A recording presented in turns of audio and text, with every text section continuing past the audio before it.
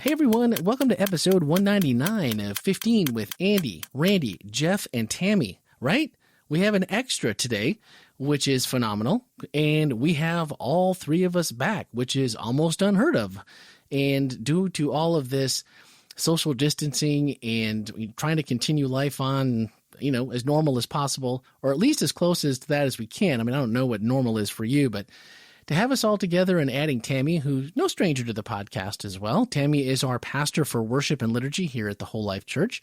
And so much of what you experience from week to week is influenced in large part by her. And she's always a welcomed addition here. And with all this social distancing that we're talking about, home isolation, quarantining that's going on right now, uplifting and periodically humorous content is a refreshing diversion from what is for many media overload and fear-inducing round-the-clock coverage of this coronavirus pandemic. Not that we want to minimize, but it's a little much sometimes. We have over 200 episodes of the podcast that typically run about 20 minutes that are always upbeat, they're always uplifting, full of hope. The topics are as diverse as the number of episodes, and if you've missed any of our previous, along the way, I would encourage you to scroll through our feed and take a listen. Listen on a walk with your family, with your dog, by yourself. Discuss the takeaway contained in each episode with your family. Make it a worship idea. However it feels right to you, you can find us on your mobile devices through Apple and Google Podcasts, streaming on Spotify or on iHeartRadio, nearly anywhere you listen to podcasts. All right. This past week was week 2 of virtual church, meaning that there was no live audience. It was just streamed to everyone over the internet. And it was the third part of About Sabbath series, which this week asked the question, what does keeping it holy mean for us today? And I know this has probably got a few pricklers in there for those of us who are maybe lifelong Sevies. We grew up Adventist, but I like the way we took a little different look to it this week. But first off, being that Jeff and Tammy have been gone, they've actually been out of the country. They're back home safe and sound. Thank you, Lord. I'd like to start off with anything that either of you may want to touch on from the first 2 weeks of the series where we discussed the Sabbath origins, predating Jewish culture, and at the Exodus, as many might believe, instead pointing back to creation. And then last week, how legalism and making Sabbath a salvation activity for works and performance. And if you guys had any thoughts on that, I wanted you to jump in first. Yeah, I'm really excited. Oh. We're actually in different rooms, so it's hard for us to know the signals. Yeah, that's okay. Go ahead, Tammy. Oh, okay. Yeah, go ahead. I was just going to say that I was really excited when Andy suggested the series because as someone who did not grow up in the culture of Sabbath, it's just such it really is a wonderful gift, but I think a lot of people who have grown up with it, it just has become kind of this knee-jerk routine. Yeah. And so I love the idea of exploring again, of really contemplating, the origins of it, the fact that it's not this legalistic requirement, that it truly is something that it's about relationship, not about religion. And so I was really excited about that. And I think Andy's been doing a great job with that. So now I'll let Jeff talk. All right, Jeff. Well, I like how we've started. I think a lot of times when we get to times like this and we have actually an opportunity to hit the pause button, as a lot of us have been able to, and even though there is a bit of anxiety that's connected to all of this, there's also a sense of pause, that we get a chance to take a break from some of the things and have a little better view of what is really taking place in our lives and environment around us. So I think a lot of us can learn to appreciate the Sabbath much more by taking these kind of moments and using them rather than trying to figure out, like what Andy had talked about before, trying to figure out what we can and can't do on such a day. Yeah, so I like that. I appreciate this time to reflect on what Sabbath could actually mean to all of us. Could actually mean. I like that. Anything to add, Andy? No, I'm good for now. Awesome. Well, Tammy, thank you for your input on that, because I know that you are the only one of us that didn't grow up Adventist. So I was hoping that that would be the angle that you took for anyone that's listening that's not Adventist. It's not like every Adventist. I think that the perception sometimes is that the only Adventists out there are the Adventists that were raised in the church, and that's all we know. And so we're just like, we don't completely understand that there is life outside of a Sabbath or this, through the religion or the denomination. So that's a great way to have someone see that, yeah, there's people that are part of the church that have chosen this, and the Sabbath is something beautiful even to someone who didn't grow up with it. But we're not just all lemmings rushing to the edge of the cliff, right? No, exactly. Right. Yeah, I like it. I think another thing that's really important to understand is that Adventists are not the only ones that observe a Sabbath. Absolutely. I mean, there's been actually a real rejuvenation of the idea of Sabbath keeping. And I think that's not surprising considering that how crazy our world is right now. When computers and technology, first, rose, they thought this was going to be something that people are going to have so much more free time, and it's been wonderful. And instead, what it's done is it's caused us all to be crazy workaholics. And so I think if there's ever been a time that a Sabbath is desperately needed, it's now. And it's a lot of different denominations, a lot of different people from different faith walks that are realizing that this is something that's really helpful. So even from that perspective of the health of the body, of the spirit, of the mind, there's a lot of people that are coming to the realization as well.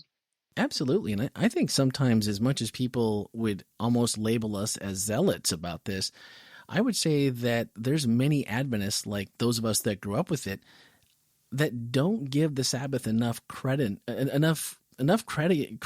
It doesn't give it enough oomph. It doesn't give it enough reverence. It doesn't hold it in high enough regard for what it is, because there are a lot of people that didn't grow up with it, and that there are a lot of other faiths that do practice it. And even some people that are part of other faiths that don't practice, but they have found the truth of a Sabbath and said, I do a Sabbath. I went to Bible study fellowship, and ours was on Moses. And so, there they don't like to talk about denominations because it can be a touchy issue, and they want to keep it just strictly on the Bible study.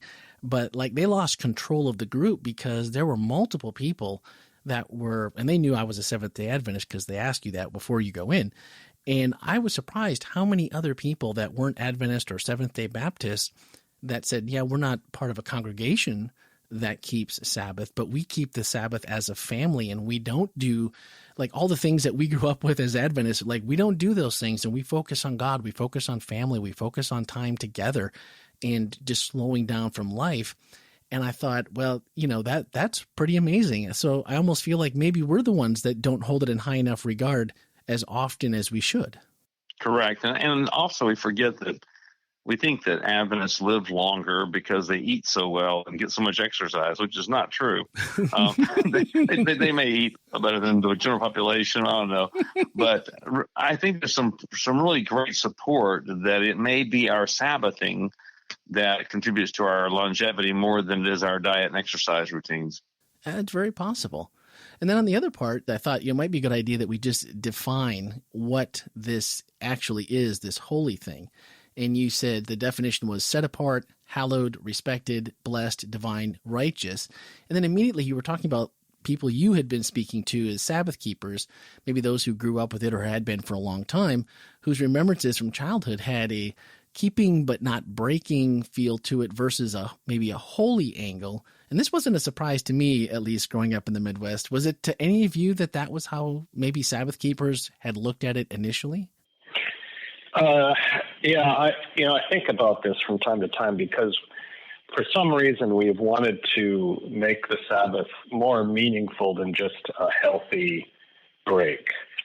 Yeah. And so sometimes we attach, I think, some eschatology to it, eschatological meaning to it. But I sometimes feel like this aspect of what Andy talks about in terms of holy gets misconstrued because we make it to the point where it's a thing where we can't do anything that looks pleasurable, anything that looks like it could be fun, then it's not holy. No way. And I remember growing up like that, and especially to a child, that's just a death sentence every time Sabbath comes around because you feel like you're going to be bored out of your mind. But I think holy, all it means is that all of a sudden, I wish my parents would have understood this when I was a kid. It means that the day turns into something different than what it was the rest of the week. Absolutely.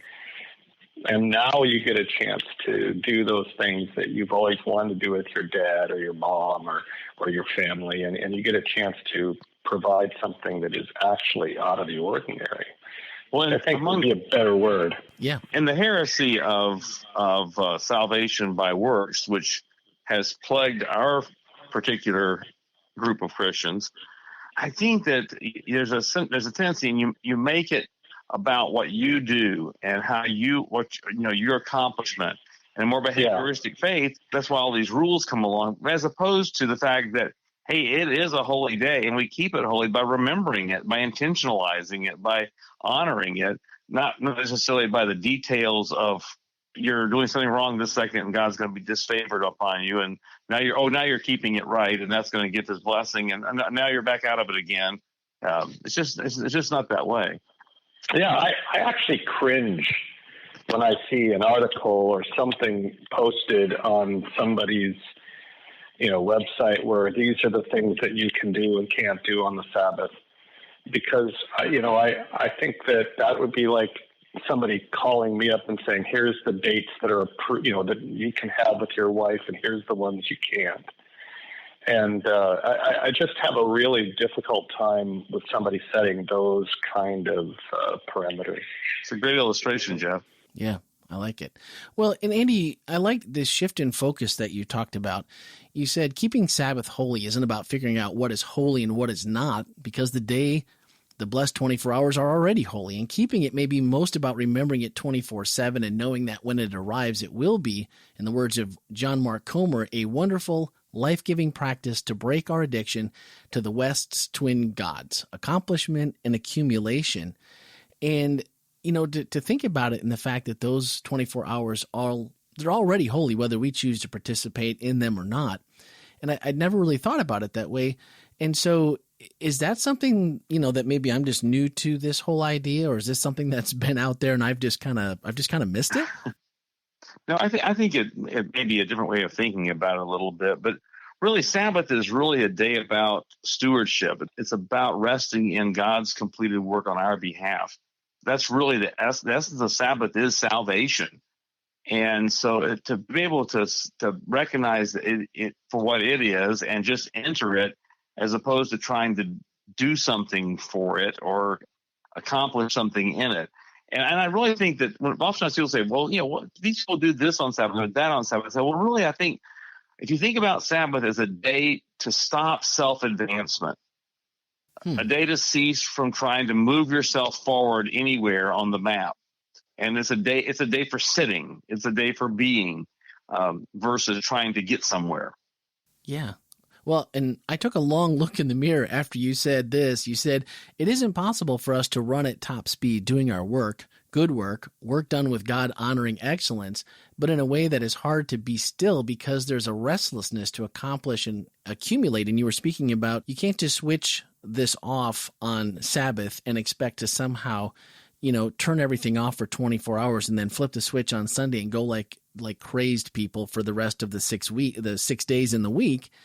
And yet, how do we tackle that? You go from the workaholic to the people that have to work multiple jobs and side hustles just to squeak out a living. So how is this practical that we can somehow take these lessons or these rhythms that we're trying to figure out about, Sabbath being holy and taking this break? How do we trust God to intervene and make our entire lives less crazy, not just the Sabbath? Well, I think we have to practice the disciplines of silence and solitude and meditation throughout our life, not just on Sabbath. We're sort of pre-Sabbathing Sabbath and that being still and knowing that He is God. And if we don't Sabbath, I like that. That's good. If we don't weave that into our week, it's going to be really hard to slam the brakes on and go from 100 miles an hour to 0 and think we're going to be, okay, now I'm just going to be in this Zen state for 24 hours. That's not going to happen. We have to be preparing for it by practicing that discipline in a small way that we get to practice for 24 hours on Sabbath. Yeah. Tammy, I wanted to ask you this question specifically. Go ahead. You give. No. Go. Well, I wanted you to speak into this, and I guess you probably already were going to, but I think it was on social media this week that you had posted something about it was Sabbath and you were watching online, or, like this is what a break looks like on Sabbath, because as our worship pastor, and each week, this is your job all week, is to make sure that what we're doing on Sabbath kind of helps in this process of us just being still and being in the place where, as corporate worshipers together, we're really calming and pushing out all these distractions from the week and focusing on worship. But that also puts you in the position of like, well, I guess I know where I'll be on Saturday, right? How do you do this? Well, it is interesting. I think anybody who works in a church, I think our whole staff, Sabbath is different. I mean, it's amazing and it's wonderful. And it's, even when you're working, it's part of your job. It doesn't take away from the blessing and the great day it is. However, you do experience it differently.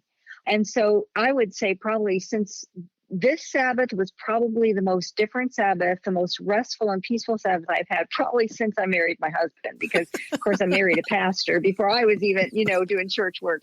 And so even when you're taking vacation, especially now in the role I'm in right now, even when I'm on vacation, my mind is still at church. On Sabbath, I'm still thinking, I hope the host is doing this. I hope the program director is doing this. I wonder how it's going. I'll check in, I'll text. Where this time it's like, there was nothing I had to do. We literally got up, we took a walk, we sat and had a cup of coffee together. I mean, it was just truly this peaceful, relaxing. It was a completely different experience. And so I did. I made a post on Facebook and I'm like, so this is what Sabbath looks like, because I haven't experienced that since I, first joined the Adventist Church back, as a young adult. And so, but it's interesting though, because I don't think that definitely is true for, I think, anybody who works in a church setting. But I was talking with somebody who's a part of my weekly Bible study, and she was saying, because of course we're trying to manipulate how we're going to have Bible study now in this virtual setting. We're going to do a Zoom Bible study. But she was saying it's just so interesting, because as horrendous as currently what's going on is, and I don't want to minimize that, because it's really this whole coronavirus is really terrible. But that being said, she said she looks outside and she sees families playing basketball together. There's different things happening in our world that I think this whole situation has kind of forced everyone to slow down to a certain extent. So it's like a little taste of what's possible if we were to only just value this and try to incorporate that when we go back to whatever the new normal is going to be, to try to value what we were forced into, and hopefully maybe keep that at least for a day to realize. And for me, it really is kind of a stepping back and wallowing in the trust that I can have in a God who cares for me, so I don't have to continue spinning my wheels and caring for myself. I love that, because one of my favorite parts of this message, and something I hope we can all relate to, like what you just talked about, and maybe things that we can implement in our lives now and then continue to practice long after the coronavirus is gone and we don't talk about it until we go back and we see our Facebook memories when the SARS virus came, or when it was the swine flu, or, all these, previous same type of pandemics that have affected us over the last couple of decades. Andy said, I want to invite you this week to send someone you care about some words of hope. Tell someone about your concerns and how you've given them to Jesus. Speak a word of hope and faith and love into another's lives. Call an older friend, a parent, a neighbor, follow a fellow church member, and check on them.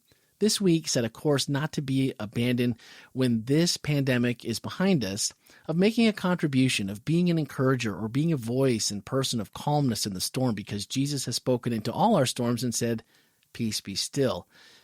Has anyone had a chance to do that during the past couple of weeks? Because I think that's, like you just said, Tammy, this is whatever the new norm is going to be. If we can take like that paragraph and the things that you just talked about, the things that we haven't maybe taken the time to do as parents or as senior church members to kind of shepherd the people that are maybe newer to this and not sure of what to do, this is the time to do it, right? It really is. And my great grandmother had a saying. She would say, "This too shall pass." That was her, I think, her favorite way of looking at everything, good things or bad. and and in this crisis, I think we have to have confidence that this too shall pass. We don't know how long it's going to last, or how bad it's going to be. We don't know who we love that may be affected by it, but it will pass. And in the meantime, we can cast all our care on God. He's there for us. Absolutely. I think as we look at this, I love the part that Andy mentioned, that the Sabbath is already holy. It's not something that we are manufacturing. So when you think about this from the standpoint of, everybody wants to, especially during these times, we want to find a sense of peace. We want to find a sense of hope. We want relief from this anxiety. And so to have something like this and to make a habit out of what a Sabbath could actually be for us, yes, we can read, we can watch other people, but until we experience it, and that's not all God is asking us to do, is just experience Sabbath with Him. I think that is the part that eventually will bring the kind of peace that I think that He really has been wanting us to all experience with Him, is to have that kind of peace and hope. I like it. Tammy? And I think it's like any other discipline. I mean, I think you strengthen. The more you practice, you strengthen that. And so I think the weekly Sabbath that we continue to practice, I think helps us to strengthen those trust and rest in God muscles, so that incorporates during the week. And it also allows us then to overflow with that onto other people. I like it. Well, this week, one of our whole life takeaways asked, how has this time of social distancing affected your thoughts about Sabbath, about corporate worship, and about fellowship? And we kind of talked about it, but growing up Adventist, Sabbath was more often than not viewed as a burden or as an afterthought for yours truly.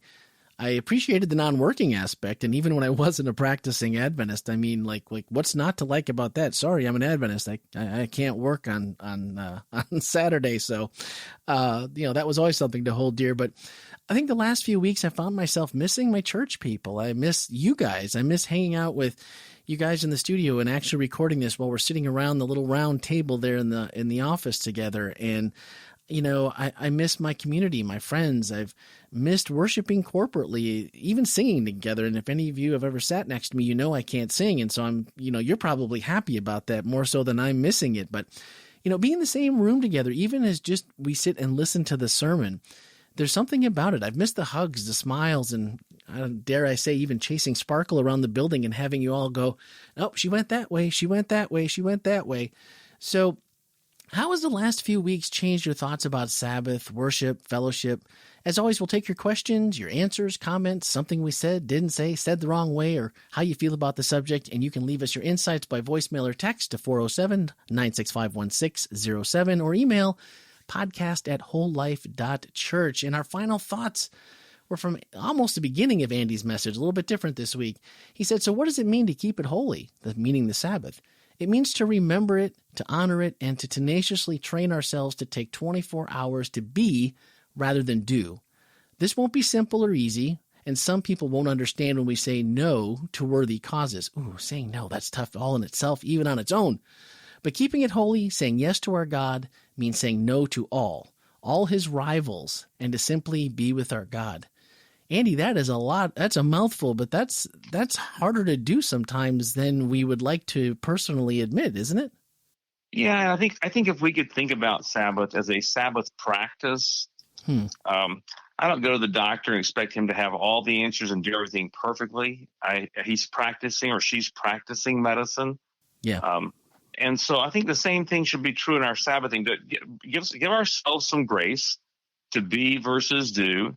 And to say, okay, last week I sort of reviewed how I related to the Sabbath, and my mind was on doing a lot that day. Maybe this next week I want to intentionalize more being than doing. I want to move that direction so that this becomes intentional, and recognize it's a practice. And some Sabbaths will practice it really well. Some Sabbaths we won't practice it as well. Yeah, doesn't mean we're going to be perfect, right? No, but we're remembering it with the intention of keeping it holy. Yeah. And because that's what we want. We want it to keep its place of importance and what it can mean in our lives. And so that's just the intentionalization, I think, is gigantic. I love it. Yeah, we all need to be intentional, because otherwise it just becomes another day that, we don't do maybe certain things, but if we have no intentionality to keep it as something, if you want to say holy, and if you want to, how you keep it, but just like with intentionality to be more engaged and to really appreciate it for all it is, it has to be done with intentionality, or it just becomes a day off. Yeah, I mentioned in my message that the best Sabbaths are the ones that we are most intentional about. And if we can think about Saturday night as the sun goes down and the Sabbath ends, to think about making an appointment for Sabbath the next Friday as the sun goes down. Yeah. And have that be our rhythm with all those 6 beats of work and a beat of rest in the music of our lives. I think they just become richer and richer. Absolutely. At our house, Sparkle she asks, starting about Wednesday or Thursday, she still doesn't have all the weekdays completely, down all the time. And now without school, she's completely lost. But, her, it's always about, Wednesday or Thursday. It's like, Sabbath day? Not tonight. And then the next day, Sabbath day? No, not tonight. And then finally Sabbath, she'll wake up, and Friday morning she'll say, Sabbath day? I'm like, tonight. And she's like, and then she claps and she thinks it's great because she knows we're all going to spend more time than we normally do during the week. And so she's excited. Tammy, Jeff, anything else from you guys? The only one thing I want to say, there is a book that is absolutely awesome. Mark Buchanan wrote a book called The Rest of God, Restoring Your Soul by Restoring Sabbath. Was a huge paradigm shift for me, and I really would highly recommend that if anybody's looking for a really, really great book on Sabbath. Mark Buchanan. What was the name of that again? I'm sorry. It's Mark Buchanan is the author, and it's called The Rest of God. The Rest of God. Okay, the byline is And I think what we'll do, Randy, is probably toward the end of the series, or maybe even before next week, I'll try to put together a bibliography we can post. Absolutely, that'd be great. There's just a lot of great reading that can make a difference in how we approach it. Okay, well, this Mark Buchanan book, The Rest of God, I'll put that in the show notes this week. So as you're listening, just go ahead and swipe up in the app that you're listening in, and there will be a link probably to Amazon, because that's usually the easiest. And you can get yourself a copy there and buy your Kindle or, hardcover, softcover, whatever it comes in, and that will be available to you. Well, it was great to have everyone back this week. What's upcoming? We're still on the Sabbath series this coming week, correct? It's going to be a sermon about Sabbath, and we'll figure that out between now and the weekend. the ultimate committal / non-committal. I like that, Andy. Yeah. Well, we have times we live.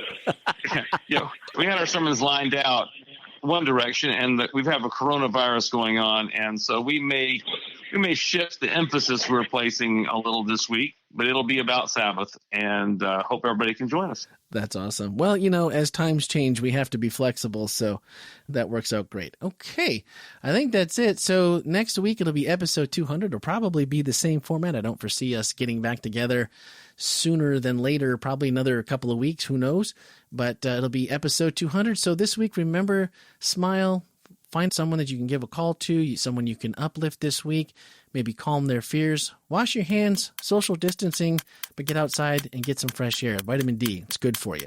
So until next week, thanks for listening and have a great week.